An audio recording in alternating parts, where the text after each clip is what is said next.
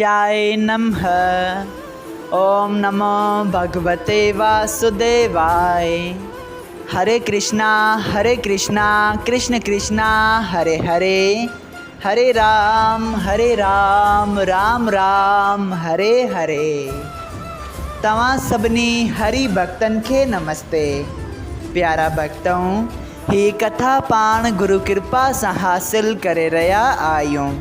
श्री गणपति सरस्वती जो दरे ध्यान करियां थो मां भागवत महापुराण जो बयान, जंहिंमें व्यासदेव ऐं श्री सुखदेव जी कयो आहे श्री कृष्ण लीला जो गुणगान। सभई चओ जय भागवतम महापुराण।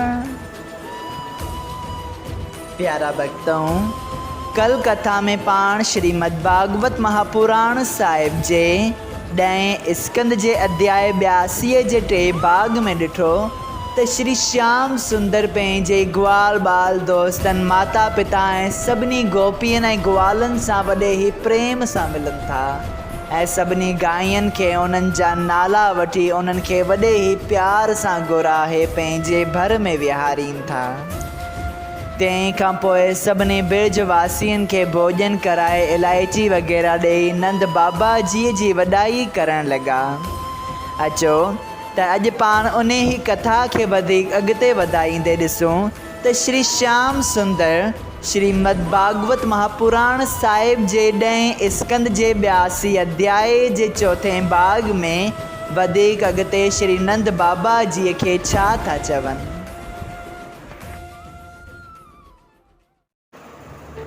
हरे कृष्णा।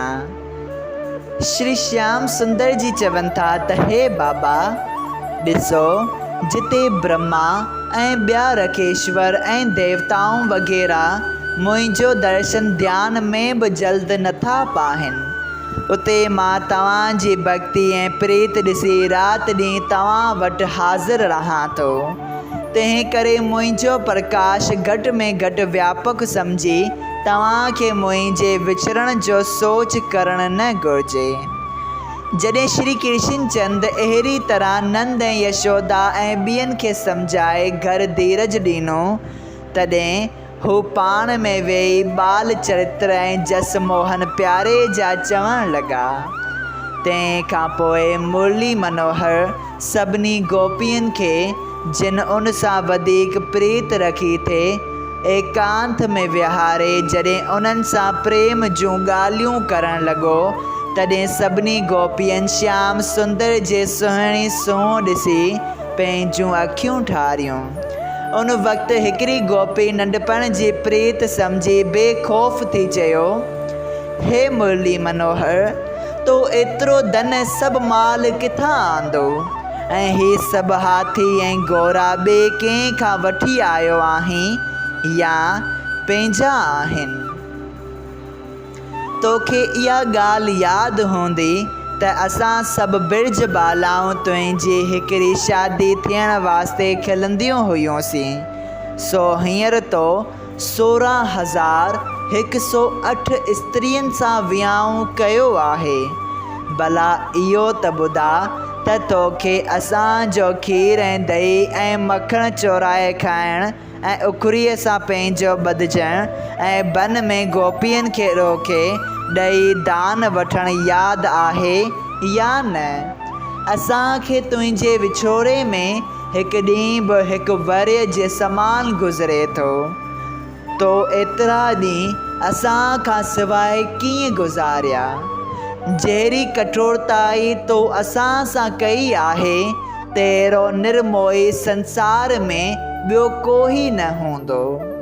जॾहिं मोहन खे अहिड़ियूं घणियूं ॻाल्हियूं गोपियुनि चयूं, तॾहिं हिन अधीनता सां उन्हनि खे चयो, हे प्राण प्यारियूं, जो सुख ऐं विलास उते मूं तव्हांजे वक़्तु ॾिठो, सो आनंद हिते सभु तरह जे सुख मिलण ते बि नथो मिले।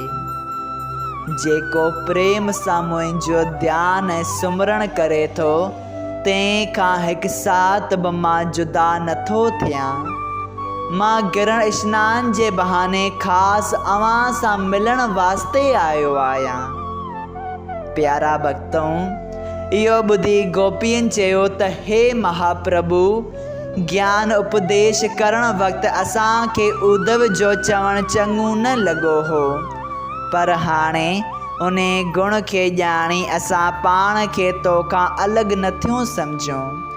तुंहिंजे ध्यानु रखण सां अर्थ, काम, धर्म ऐं मोक्ष चारई पदार्थ असां वटि आहिनि, ऐं जो सुख मिले थो सो सुख वॾनि वॾनि जोगेश्वरनि खे बि जल्द नथो मिली सघे।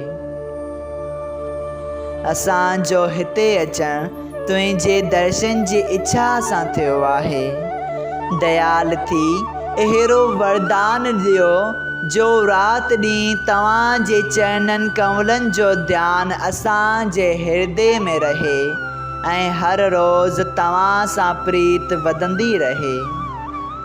प्यारा भक्तों, श्याम सुंदर भगवान उन्हनि खे इच्छा मूजिबि वरदान ॾेई केतिरी देरि ताईं उन्हनि सां नंढपण जूं ॻाल्हियूं कंदो रहियो। वरी उतां उथी राधा प्यारीअ वटि हलियो वियो ऐं उते उन सां प्रीत जूं ॻाल्हियूं करण लॻो। हिकिड़े ॾींहुं रुक्मणी ऐं ॿियूं पटराणियूं पाण में वेही अभिमान सां चवण लॻियूं त जेका प्रीत श्याम सुंदर सां असीं करियूं थियूं, ओतिरो प्रेम गोपियुनि खे थियणु कठिन आहे। श्री कृष्ण अंतर्यामी इहा ॻाल्हि ॼाणी उन्हनि जे हेठि लाहिण वास्ते पंहिंजी स्त्रियुनि ऐं बिरज गोपियुनि खे हिकिड़े हंधि विहारे चयो त तव्हां मां जंहिं मुंहिंजी प्रीत घणी हूंदी, तंहिंजे हृदय में मुंहिंजो वासो ज़रूरु हूंदो। इहा ॻाल्हि ॿुधी सभिनी बिरज बालाइन ऐं राणियुनि पंहिंजो पंहिंजो पलव खणी हिरदो ॾिठो त रुक्मणी ऐं ॿियनि खे को बि निशान ॾिसण में न आयो, पर गोपियुनि जे हृदय वटि श्याम रंग नंढड़ो नटवर वेस में त्रिभुवन पतिअ जो ॾिसण में आयो। इहा महिमा बिरज गोपियुनि जी ॾिसी राणियूं पंहिंजे प्रेम जो हेठि हाराए चवण लॻियूं, जेतिरी प्रीत गोपियुनि श्री श्याम सुंदर सां रखनि थियूं, ओतिरो प्रेम असांखे थियणु ॾाढो दुर्लभ आहे। सभई चओ जय श्री कृष्णा। प्यारा भक्तों, जॾहिं द्वारिकानाथ लोकाचार करण वास्ते ॿियनि राजाउनि जे आस्थाननि ते जे उते आया हुआ, ओॾां वियो, तॾहिं उन्हनि अॻियां वधी अची श्री कृष्ण महाराज खे साष्टांग दंडवत कई ऐं ॾाढे ई आदर भाव सां वठी वञी जराऊ सिंघासन ते विहारियो। केतिरनि क़िस्मनि जो सामान भेटा ॾेई वेनती कई त हे महाप्रभु, असां तव्हांजी साराह ॿुधी हमेशह दर्शन जी आशा रखी थे, सो हींअर तव्हांजे चरणनि पसण सां पाण जहिड़ो ॿिए कंहिंजो बि बाग़ नथा सम्झूं। जीअं तव्हां दयाल थी असांखे कृतार्थ कयो आहे, तीअं कृपा करे अहिड़ो वरदान ॾियो जंहिं करे तव्हांजे चरणनि जी भक्ति ऐं प्रीत सदा असांजे हृदय में क़ाइमु रहे। इहो ॿुधी श्री कृष्ण भक्त हितकारी उन्हनि खे वरदान ऐं धीरज ॾेई पंहिंजे आस्थान ते हलियो आयो। सभई चओ जय श्री कृष्णा। श्रीमद् भागवत महापुराण साहिब जे 10 स्कंद जो अध्याय 82 संपूर्ण थियो। अगरि तव्हां सभिनी हरि भक्तनि खे हिन कथा मां लाभ हासिल थियो हुजे त कृपया हिन कथा खे ॿियनि हरि भक्तनि सां शेयर कजो त उन्हनि जो बि भलो थिए ऐं तव्हांजो बि भलो थिए। सभई चओ जय सिया राम। राधे राधे।